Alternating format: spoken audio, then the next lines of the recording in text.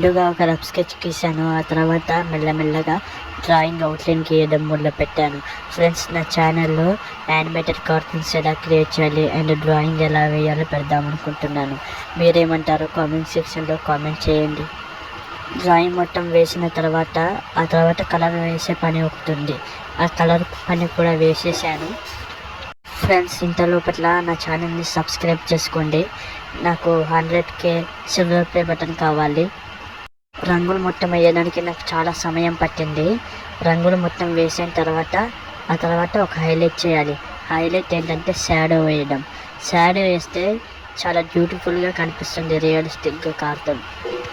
ఆ షాడోలు మొత్తం వేసిన తర్వాత పర్ఫెక్ట్ కృష్ణుడి బొమ్మ వచ్చింది. ఆ బొమ్మ మీరు చూడాలనుకుంటున్నారా? ఇదిగో చూడండి. సబ్స్క్రైబ్ చేయడం మర్చిపోకండి. నాలో ఏదైనా మిస్టేక్ ఉందా కామెంట్ సెక్షన్లో కామెంట్ చేసి చెప్పండి.